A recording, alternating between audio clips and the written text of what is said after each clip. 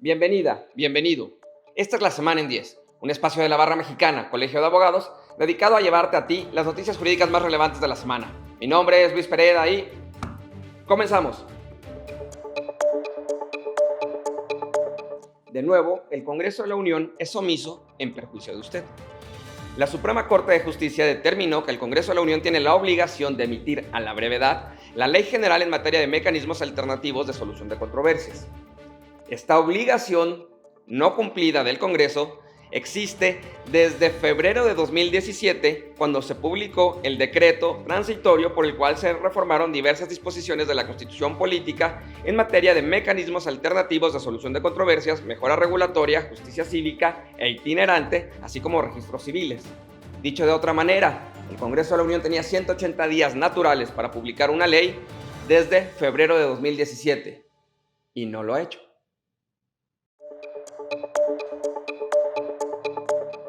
Otro Congreso cuyo trabajo fue revisado por la Suprema Corte es el Congreso de la Ciudad de México. Y como resultado de esta revisión, la Suprema Corte invalidó diversas disposiciones del Código Civil del anterior Distrito Federal, hoy Ciudad de México, en materia de testamentos públicos abiertos otorgado a través de medios electrónicos. Los artículos del Código Civil que fueron invalidados requerían que el notario público pudiera oír o hablar directamente con el testador, lo cual, por supuesto, impedía a las personas con discapacidad auditiva, visual y de lenguaje poder cumplir con la normatividad. Y ahí había un punto muerto que violaba derechos humanos. Esto fue resuelto por la Suprema Corte a partir del artículo 1 constitucional y el artículo 4.3 de la Convención sobre Derechos de las Personas con Discapacidad, ambos instrumentos jurídicos obligatorios para el Congreso de la Ciudad de México. En cumplimiento al establecido por la Ley General de Desarrollo Social, el Consejo Nacional de Evaluación de la Política de Desarrollo Social, el Coneval, publicó su última medición multidimensional de la pobreza de este sexenio.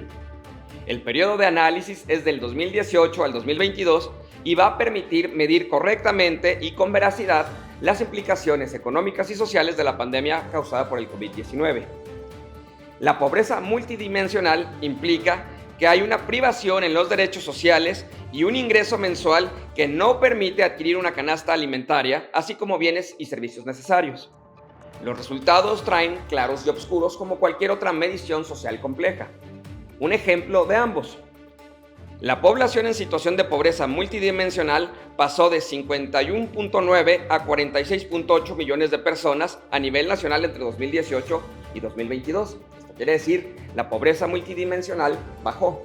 Sin embargo, el número de personas en pobreza extrema pasó de 8.7 a 9 millones de personas. Es decir, hay más personas en pobreza extrema.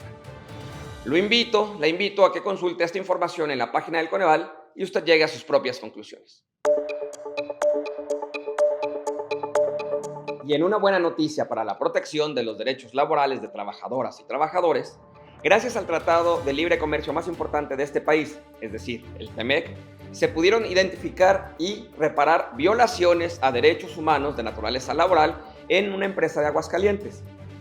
A partir de esto, se acordó un plan de reparación con Estados Unidos al amparo del Mecanismo Laboral de Respuesta Rápida del TEMEC, que atiende la denegación del derecho a la libertad de asociación y negociación colectiva en una empresa de Aguascalientes, específicamente Rincón de Romos, y esto incluye distintas acciones encaminadas a asegurar la aplicación efectiva del convenio. Si las leyes mexicanas no pueden evitar, castigar, reparar las violaciones a derechos humanos, qué bueno que el Tratado Internacional sí lo puede hacer. En el contexto de los nuevos libros de texto gratuitos, el Consejo Directivo de la Academia Mexicana de Ciencias externó su preocupación por los procedimientos jurídicos y pedagógicos en su elaboración, así como la reserva a la información sobre este proceso y los errores identificados en sus contenidos.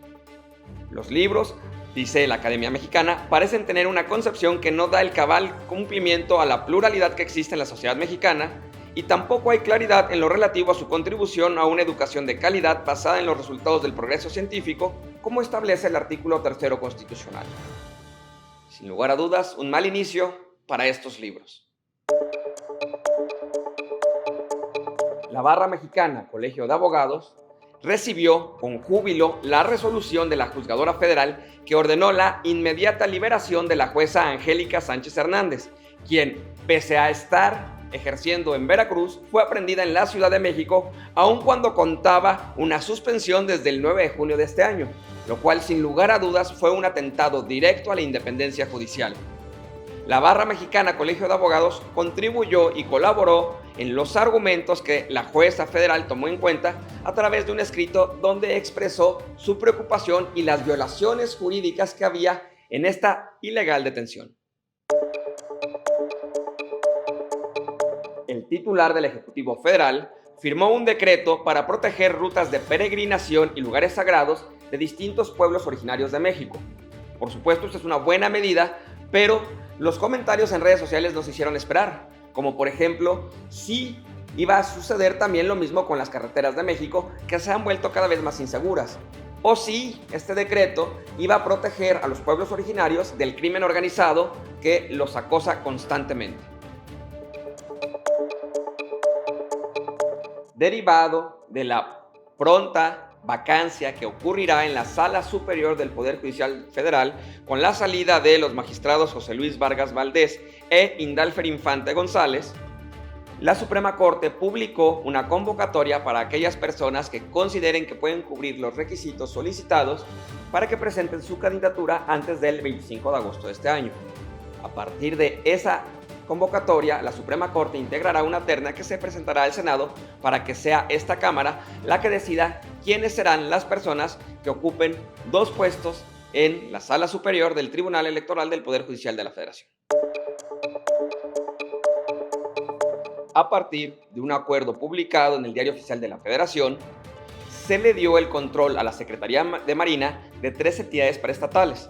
Estas 3 entidades paraestatales son Grupo Aeroportuario de la Ciudad de México SADCB, Servicios Aeroportuarios de la Ciudad de México SADCB y Aeropuerto Internacional de la Ciudad de México SADCB. Otra forma de decir lo mismo es que ahora la Secretaría de Marina controla legalmente el Aeropuerto Internacional de la Ciudad de México. Esto es todo por el día de hoy. Muchas gracias por acompañarnos en una emisión más de La Semana en 10. Te pido que por favor seas generosa o generoso y me hagas llegar tus comentarios y sugerencias a través de las distintas redes sociales en las que este programa llega hasta tu pantalla. Mientras tanto, mi nombre es Luis Pereda y nos vemos la próxima semana.